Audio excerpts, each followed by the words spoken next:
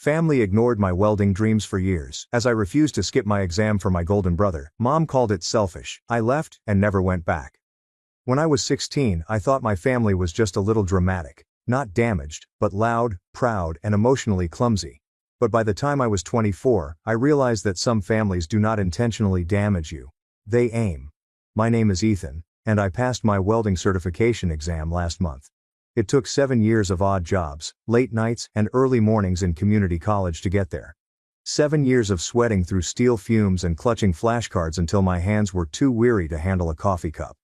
And the night before my exam, the single most crucial day of my life, my mother approached me in the kitchen and said, "Your brother needs help moving his couch." I wish that was a joke. I did not grow up believing I was the invisible one. It merely started gradually, like a water leak beneath the floorboards. My older brother Liam was always the favored child. He was the child who had his name painted on the wall above his bed, along with a small football and 2 stars on either side. But I shared a room with peeling wallpaper and a bunk bed that groaned like it was demanding to be taken down. Liam was 4 years older than me and always seemed to be 3 steps ahead. My parents had a backyard cookout for him shortly after he graduated from high school. When I made the dean's list my first semester, Mom looked at the email and said, "That's nice, honey. Can you take the trash out?" Liam didn't do much school. He moved between occupations like a leaf in the wind. Gym receptionist, then real estate, then something involving cryptocurrencies that never made sense, and finally accidentally maxing out his father's second credit card. Meanwhile, I worked weekend shifts at a scrapyard and studied during breaks because welding and sleeping were not my strong suits. I am not the brilliant kind. I'm the grinded out kind, who wakes up at 5 a.m. and learns by repetition. But in my house, Liam might breathe incorrectly and be complimented for his lung capacity. I might be bleeding from both hands and be asked why I was causing a mess. It wasn't entirely terrible, I suppose. My Nana, Dad's mother, was the only one who seemed to notice me. She used to nickname me Maze the Maker because I was always making things, even from leftovers. But she died when I was 17, and whatever little barrier I had against the family hierarchy disappeared with her. After that, I was simply the spare son, the assistant, the errand runner, the one who always had time since having goals didn't count unless you wore a suit or talked about it on Instagram. And Liam moved into an extravagant apartment last year with his now ex-girlfriend, and when it failed, as it inevitably did, he chose to downsize to something more humble. That modest property was a duplex 26 minutes outside town, with a second-floor walk-up and a couch that appeared to weigh as much as his ego. He didn't mention anything until the night before my exam. I was sitting cross-legged on the carpet in the living room, my notes spread out like a temple dedicated to pipe angles and safety rules. He strolled in as if he still lived there. Although he had moved out, his aroma lingered in the home. Expensive cologne, and entitlement. "Yo, Maze," he shouted, flinging a rolled-up pair of socks at my leg as if we were 12 again. "No, tomorrow morning. Couch is a beast." I glanced at him. "Tomorrow is my welding test." He hesitated. "Oh, right. You're still doing that. Still doing that." I glanced over at my mother, who was preparing tea in the kitchen. She had not said anything yet. She did not even look at me. "I've been studying for months," I explained carefully, trying not to seem defensive. "I must arrive promptly at 8 a.m. This is the practical test." Liam grumbled. "Dude, it's only one morning. I am not asking for a kidney." Mom turned around and eventually said out. She didn't shout. Not yet. Her voice was kind. She used to pretend to be calm when she was about to do something bad. "Honey, your brother is attempting to construct a genuine life. He cannot accomplish anything on his own." My hands became chilly, and I am not. She didn't respond, just gave me that tired look as if I was being theatrical for attempting to place myself on the same playing field. Then she continued.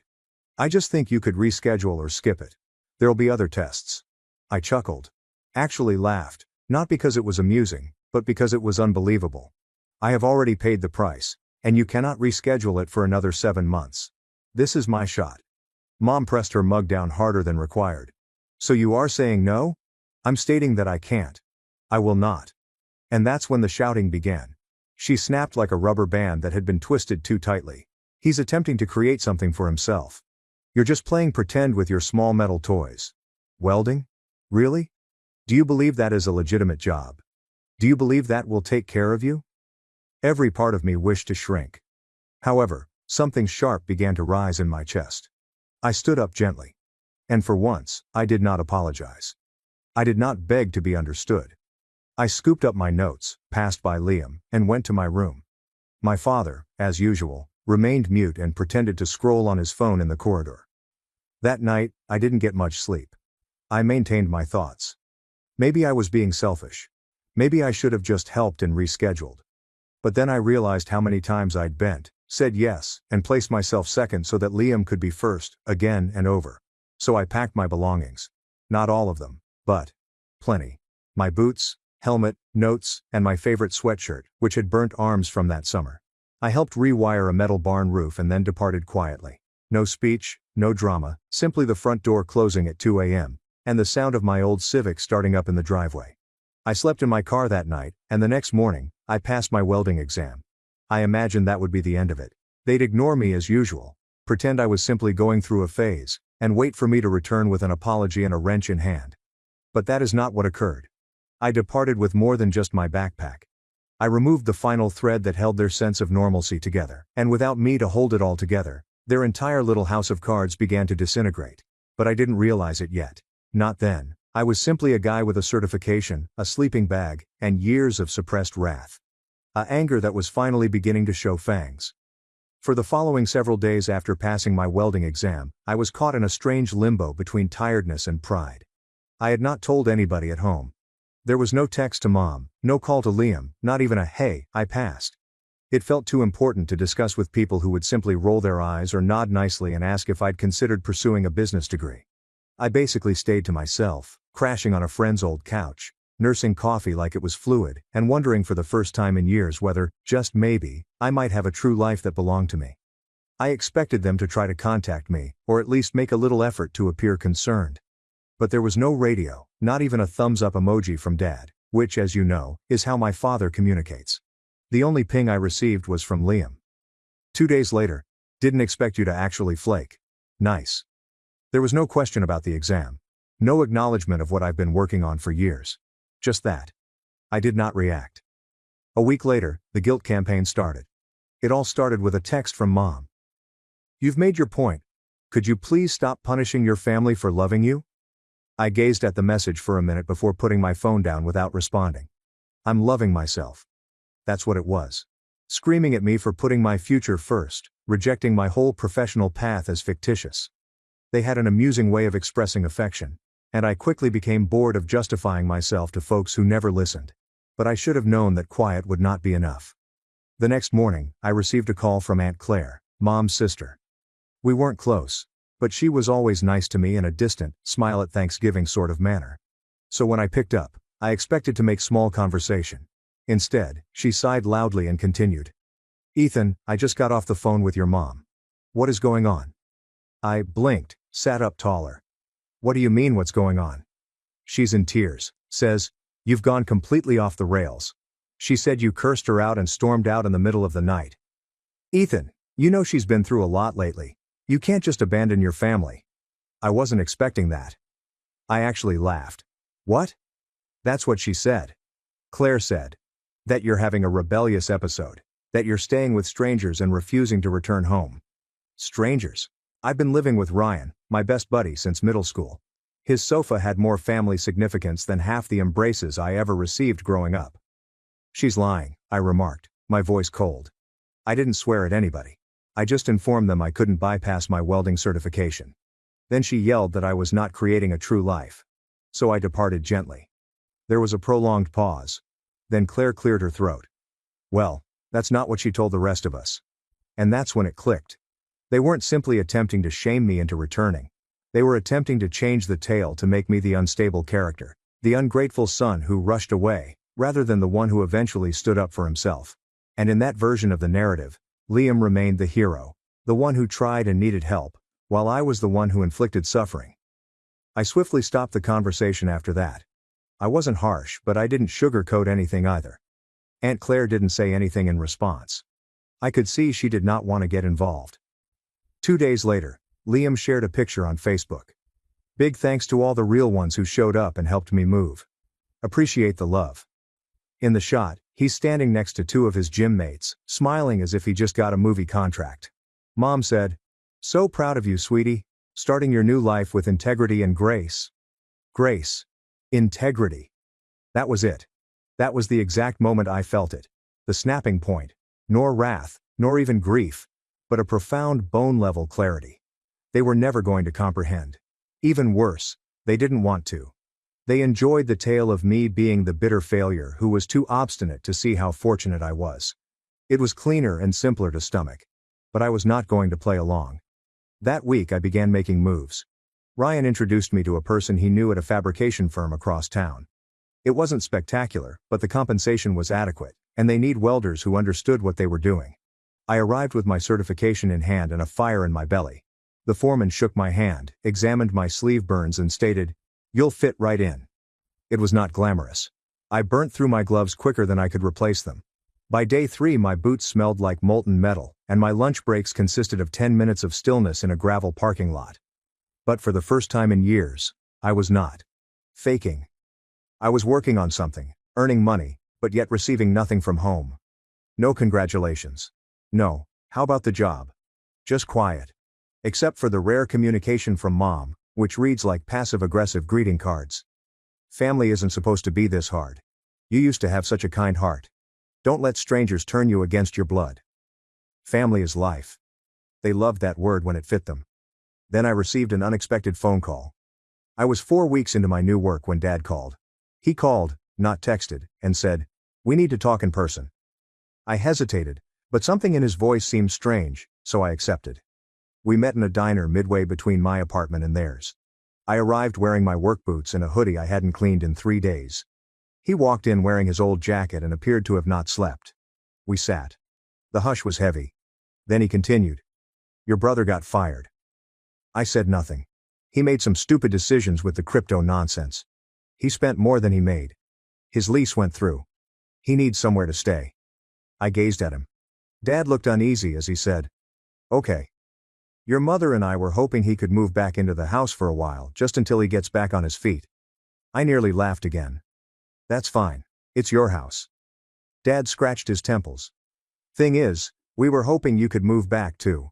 Help out with bills, you know, chip in." There was a sign. The actual cause. They asked me to bankroll Liam's return tour. I slumped back into the booth. "Let me get things straight. He blew his rent, lost his job, and now you want me to assist pay the mortgage while he sleeps in his old bed and runs a business in the living room." Dad did not respond. "I just got certified. I'm finally working. I have a shot at something, and you want me to give that up for him? He's your brother. He claimed he needed us." I looked him full in the eyes and responded. "So did I." Then I stood up and went. I did not weep. Not in the automobile. Not going back to Ryan's. But something inside me eventually relaxed. A choice. A turning point. I was done asking to be noticed. I'm done auditioning for a position I'll never get. But just when I thought the worst was past, and the ridiculousness had peaked, something occurred. The treachery. It was delivered in the form of a letter, not an email or a text message. When I arrived home from work one evening, Ryan gave it to me with furrowed eyebrows. "Looks official," he remarked. "From your parents." I opened it with grease-stained hands. Inside was an official notification, not legal but near. A prepared note on letterhead that basically read, "We've decided it's time to make some financial changes. Because Liam is in transition, we've enabled him to sublease your previous room. Please communicate directly with him to obtain your remaining stuff. Any things left unclaimed at the end of the month will be deemed forfeited." I reread it 3 times. They gave Liam my room without asking or saying anything. The cherry on top was Liam's signature at the bottom of the letter, which was simply written in blue ink as if it were a business transaction. I didn't enter Ryan's residence that night. Not straight away. I remained on his porch for perhaps 20 minutes, gazing at the letter, reading and rereading it, trying to persuade myself that I had misread something. Perhaps it was a joke, a prank, or a strange way of summoning me back home. But it wasn't. It was authentic, typed, signed, and mailed with intent. They gave Liam my room. They removed me again, as if I were a placeholder until their actual kid was back on track. I stepped down to the curb and sat on the side of the pavement, arms on my knees, a letter crumpled in my hand. That's when I discovered it was already crumpled down the center, folded neatly and purposefully, indicating that someone, most likely my mother, sat down at a table, wrote it all out, and folded it like she was delivering a wedding invitation. There was no indecision or conflict, just a simple rejection. That was my rock bottom.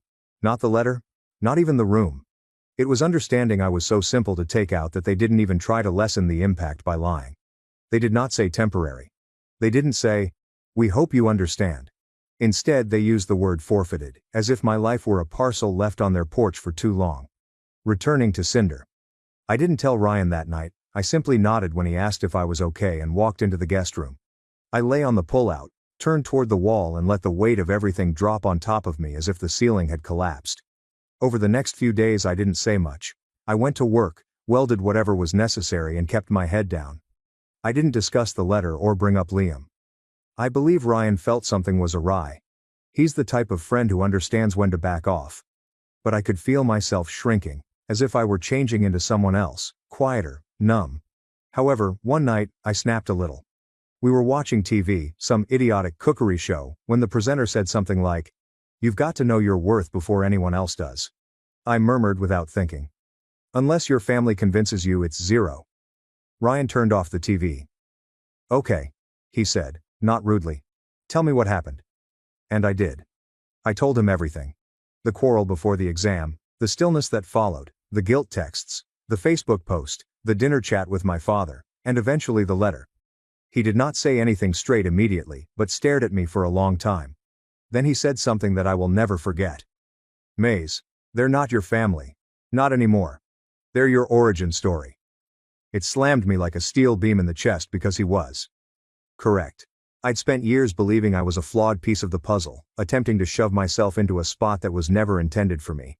But perhaps the aim was not to fit. Perhaps the goal was to make my own dang table. The next morning I asked my foreman if I might work extra shifts. I informed him that I needed the hours. He glanced at me, smiled and said, "You're not going to sleep for a month, kid? You sure?" I agreed. "Yeah, I'm sure." That month, I worked more than ever before. Early mornings, late nights, and weekends.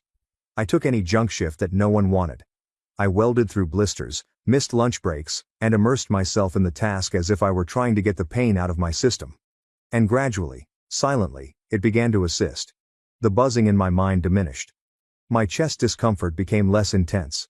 I was still furious and sad, but I was also moving. And then, approximately 5 weeks into the grind, something unexpected occurred. I was promoted. Not formally. No title. No increase yet, but the foreman began pairing me with the fresher men, having me examine their joints, teach them how to adjust their arcs, and provide feedback without yelling commands. At first I assumed it was a coincidence, but then he grabbed me aside and said, "You've got an eye, Ethan, and you've got patience. That's rare." I didn't know what to say, so I simply nodded. Later that week, I purchased a new set of gear, including high-end gloves, a new helmet, and a set of bespoke earplugs tailored to my ears. Sure, it felt luxurious, but for the first time in a long time I felt valued. And then something crazy happened. I have my own place. It was a modest studio, about the size of a garage, but it had a functioning heater, good water pressure, and a window that looked out into a scrapyard where the sun caught the rusty metal just perfectly in the morning. The landlord was mellow, didn't ask too many questions, and let me sign a month-to-month lease. I recall standing in the middle of that studio on move-in day. Just myself, a twin mattress and a folding table, and I'm feeling a wave of peaceful tranquility. I had nothing, yet it was mine. I didn't post about it or publicize it to the world. I just started creating a life slowly and silently, one bolt at a time. Of course, there were some difficult moments. One night I stopped at a gas station and noticed my mother filling up her car at the next pump. She didn't notice me, and if she did, she pretended not to. I looked at her for a second. She wore the same weary coat and unkempt bun while cleaning the home. And for a little while, I felt the familiar need to approach and say something, to inquire as to why and how. But I did not. I let her drive away without saying a thing. Because by then, I'd learned something significant. Closure isn't always a door that somebody else unlocks. Sometimes you're standing alone and deciding not to knock. Ryan dropped by over the weekend with a housewarming present. He described a beat-up microwave and a plastic plant that appeared to have survived a battle. We sat on the floor, eating microwave burritos. I eventually informed him about my idea. I want to start something on my own. Not huge currently, but perhaps mobile welding, bespoke metal work, and repairs. He grinned. Maze the maker back at it. Maybe. Over the following few weeks, I researched small company permissions, mobile rigs, and equipment pricing. It was not easy. After paying rent and food, I hardly had enough money to save anything. But I started saving money steadily, dollar by dollar. Then came the call from Liam. There was no caller ID, just a voice that I hadn't heard in weeks. "Ethan, I haven't said anything." He went on. "Look, I know things got weird, but I wanted to talk, maybe clear the air." I should have hung up, but something inside me wanted to see what excuse he'd come up with this time. "You know how Mom is," he continued, laughing. "She freaks out. It's all intense. I did not intend for you to lose your room. That was not my idea." "Have you signed the letter?" I asked plainly. He paused. "I mean, absolutely, but only because she stated you didn't care and wouldn't return." "She lied," I said. "And you contributed." He became silent. Then, in a quieter tone, he said, "I'm trying, man. I really am. I got a new job. It's remote but decent pay. Trying to clean things up." I didn't respond. At last he said, "I miss having a brother. And maybe once I would have cracked, would have reached across the void and tried to fix things, but not now. Not this version of me." I hang up. No wrath, no speech, only stillness. Because it was the true power I possessed now. I didn't need them. Not for validation, shelter, or purpose. I had created something from nothing. Just myself, a pair of gloves, and a back that never stopped hurting. And this was merely the beginning. Because while they were still pretending and playing home with their broken deck of cards, I was ready to begin stacking actual bricks. When I was finished, they'd know about it. But it's not from me. By the time October arrived and the morning frost began to bite, I had established my own pattern. Wake up at 6, have a fast coffee, weld till my back felt like a steel beam, return home to my little studio, eat whatever Ryan insisted on putting in my fridge, and fall asleep watching YouTube videos on welding rigs, tool storage, and small company taxes. I'd become obsessed, not in a desperate way, but in a focused, sharp way, as if my previous life was attempting to suffocate me, and now I finally had space to breathe. However, after you start breathing again, you will be able to think clearly. And once I did, the setup began. It began with a notepad, a simple spiral-bound item I picked up at the dollar shop on a whim. I opened it up on my workbench one night and scrawled 4 words across the first page in strong black marker. "They believe I'm gone," because that's what it all came down to. My parents, Liam, had erased me. Not out of wrath, but as if it were a filing error. A row that is silently deleted. They believed I was a ghost in a flannel hoodie who would vanish and never be heard from again, and this assumption was going to cost them. But I didn't want retribution based on pettiness, like a social media post or a family text feud.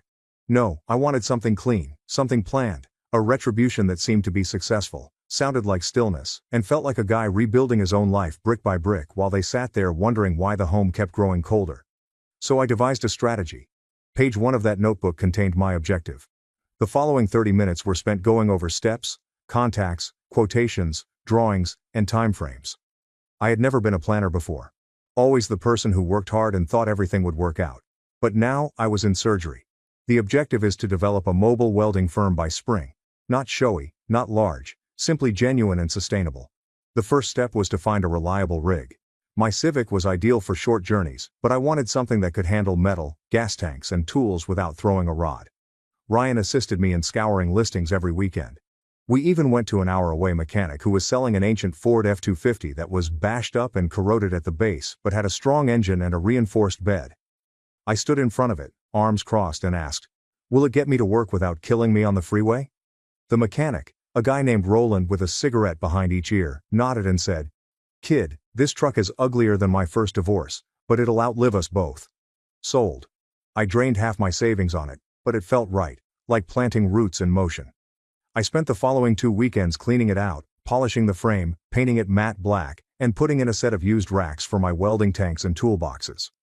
Ryan, who had become a cheerleader and co-founder, assisted me in branding it. We drew up a logo one night over beers, something basic, yet striking. "Ethan works with metal." "That sounds legitimate," he said. "Sounds like a guy who doesn't live on a futon anymore," I told him. We both laughed. But there was a spark beneath my ribs that had never been there before. Something new. Pride. Step 2. Obtain a license.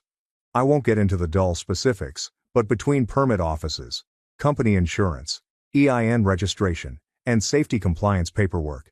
I felt like I was swimming in red tape for a month. I'd work full shifts, get home, and then spend 3 hours immersed in forms and how-to instructions. But as I dug deeper, I became more determined. It wasn't simply about starting a business anymore. It was about becoming unmistakable. Nobody could accuse me of pretending. Step 3 was more personal. And this is where the true arrangement began to take shape. I understood that if I ever wanted genuine closure, I needed to tackle the source rather than ignore or outgrow it. So I went home, not to discuss or cry, but simply to get what was mine. I wrote Liam a polite but stern text message. Nothing big, just, "Hey, I'll be by this weekend to pick up my remaining items. Please don't touch them." He said, "Sure, whatever's left is in the basement." The basement? Not even my old room. Of course. Saturday arrived. I pulled up in my pickup, parked halfway down the street and strolled up the driveway, gloves in my back pocket and my pulse racing like a war drum. The home had not altered. The same damaged mailbox and plastic flamingo remained in the flower garden. It was smaller than I recalled, less like a fortress and more like a prison. Liam opened the door in gym shorts and a tank top, as if he had not aged a day. He nodded as if we were still youngsters in the backyard, tossing rocks at the fence. I did not return it. "You may go around back," he added, pointing to the garage. "Stuff around the water heater." I did not say anything and went by him. The basement smelled like mold and old memories. My boxes were there, dusty and crumpled at the edges, one of them partly open with a pair of my boots thrown on top like garbage. I went through them gently. My helmet, my first pair of gloves, a photo of me and Nana with the edges curled, a notebook full of welding schematics from trade school, and other items they presumably assumed I didn't care about. I placed everything into cartons I took from the truck, taped them, labeled them, and stacked them neatly. Nobody came down to chat the entire time. I could hear the TV upstairs and Mom laughing in the background, but no one recognized my presence, which was okay since I did one final thing before leaving. I pulled out a little envelope from my pocket, printed on heavy card material and beautifully embossed with my logo and new business name. A basic one-page leaflet contained information on mobile welding services, the debut date, the services supplied, and contact information. I slipped it into the kitchen's rubbish drawer, next to the extra scissors and expired coupons. Let them discover it. Allow them to sit with it. A few days later, the calls started. First it was my aunt again. "Sweetheart, I noticed your company ad on Facebook, which your mother placed. Congratulations." I blinked. "She posted it?" she asked, expressing her pride in your business drive. I almost dropped the phone. Not a word to me. Just a proud Facebook post.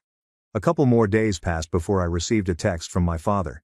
"Here's a snapshot of my truck parked outside a job location. The logo gleams with the phrase, 'Looks good.' Your grandfather would have liked this." There was no apology. But it didn't have to, because the following arrangement took the shape of a contract. One of my former co-workers, Raul, a senior welder, approached me about a subcontracting opportunity. He said he appreciated my work ethic, and his cousin owned a construction company that needed metalwork done for a new home development on the west side. "Cash flow is solid," he stated, "and your name appears on the invoice." I met the cousin. We shook hands and agreed on the scope and price. That night I signed my first genuine contract with Ethan Works Metal. When the check cleared, I photographed and printed it. I didn't send it or even wave it around. I merely pinned it to my workstation, next to the crumpled letter from my parents. One piece of paper read "forfeited," the other replied they had paid in full. I didn't intend to get engaged in the neighborhood association effort. Not at first. I just wanted to weld, construct stuff, and expand my customer list. But life has a weird way of silently plotting your retribution while you're busy reconstructing your life from the bottom up. It began with a woman named Beth. She was in her late 50s and led the local neighborhood organization for the Oak View Expansion Project, a middle-class suburban development on the outskirts of town. Her husband had noticed my vehicle at a job site, taken a picture of the emblem, and given her my phone number. She phoned me the next day. "We're looking for someone to fabricate custom railings for 20 new units," she told me, "and possibly assist with some gate restoration on the older properties. Your name came up. You come highly recommended." I thought I'd dropped the phone. It wasn't merely a massive task. This was a public job. High exposure, constant employment, and a contract that not only paid my rent 6 months in advance, but also provided me with something more important: credibility. I met her on site, gave her my pitch, and showed her images of past work, credentials, and insurance. I was scared, over-prepared and sweating, but she nodded, went through my folder and said, "You're the first guy we've met who actually came prepared. The board votes next week, but I'd say you're in good shape. I received the contract 2 days later, and then the cosmos did its thing. 4 weeks into the endeavor, I drove into the area early to get a jumpstart. I had barely finished unloading steel rods when a familiar voice echoed over the cul-de-sac. "Wait, Ethan." I turned slowly. There she was. Mom's hair was nicely curled, her Starbucks cup in hand, and she was wearing the same smug look she usually had when speaking to people she needed to impress. She was walking a little white dog on a pink leash, which she used to claim she despised. And next to her, Liam was dressed in joggers and sunglasses despite the fact that it was cloudy. I did not flinch, instead wiping my hands on a cloth and nodding. "Hey." She blinked, as if she had seen a ghost. "What are you doing here?" "I currently oversee metal fabrication at Oak View," I answered, indicating to the railing behind me. "Custom installations, gate repair, that type of stuff." Liam blinked. "Wait, this is your company?" I smiled slightly. "Yeah, Ethan Works Metal. You might have heard of it." Their faces were priceless. Turns out they just moved into Oak View. Apparently after Liam's cryptocurrency thing imploded and his rebound job fell through, they scraped together enough to co-sign a unit together, one of the pre-furnished townhomes built during the first expansion. "Wow," Mom said after a pause. "Good for you, sweetie." "Sweetie," I nodded. "Appreciate it." Then I went back to work. But something about that run-in stuck in my head. Not because I wanted to impress them, not anymore, but because I saw something behind their eyes that I hadn't seen in years. Over the next few weeks the Oak View job became my second home, and the residents loved me. I showed up early, did the work cleanly, and didn't cut corners. Word spread, and I began getting calls from people outside the association asking about custom furniture, signage and sculpture work. Beth called me one afternoon and said, "Hey, the board wants to recognize you at the quarterly meeting. You've had a big influence on the area. Could you please pop by and say something?" I agreed. I donned my finest shirt, clean pants and carried a photo slideshow of before and after projects on my iPad. The meeting was held at the neighborhood clubhouse where they hosted family barbecues and wine evenings. About 40 people attended, including Mom and Liam. They sat near the back, and I didn't look at them once. Beth introduced me, and I spoke for 5 minutes about how I got into welding, what I like about it, and how grateful I was to be able to work in a community that values craftsmanship. When I finished, they all clapped, including Mom. Beth then pulled me aside during mingling and refreshments. She said, "A couple of the older apartments here are still officially under the initial HOA management business. They are a bit of a mess. Late on repairs and behind on paperwork. It is slowing us down. But next quarter, we'll vote on merging the board and bringing everything under one administration, so we'll be searching for a new maintenance and fabrication lead for the entire subdivision." I raised an eyebrow. "That's a lot of land to cover." She grinned. "You'd be well compensated. And you'd have authority over all property maintenance, including who gets prioritized, who gets skipped, and what gets postponed." I understood right away. Liam and Mom's flat was in the old block, and I kept my face neutral. I'd be honored. The vote passed a month later, and I was the man they had to call for help. Within a week, the first request came in. A service ticket from their address, a loose stair railing, a potential safety hazard. I marked it as received, then let it sit for 4 weeks. They sent follow-ups. Polite at first, then urgent, "Please advise. We have some elderly folks visiting. Stairs are still unsteady, this is a safety problem." Liam even called my work number, which I did not answer. When Beth eventually inquired about the delay, I told her the truth. "I'll get to it, but I have a backlog. Residents who have supported the work from the beginning will be given priority." She just nodded. "Makes sense." I eventually went, took my time, arrived late, made a lot of noise, drilled slowly and loudly, and left metal shavings in the walkway. I still did good work, but there was no small talk, no eye contact, just work. Cold, clean and professional. When I finished I handed Mom the invoice, full price, no discount. Before I turned to leave I remarked, "By the way, your faucet's leaking upstairs." She blinked. "What? Second floor? I heard it while working. Might want to correct that." She started to speak, but I was already walking away, and that's when I realized they got it.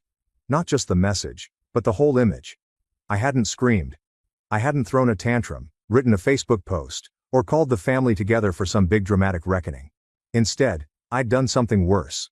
I'd succeeded without them, built something they couldn't touch, dismiss, or take credit for, and now they had to live in it. Every railing, gate and polished weld they passed on the way to their car. I was there.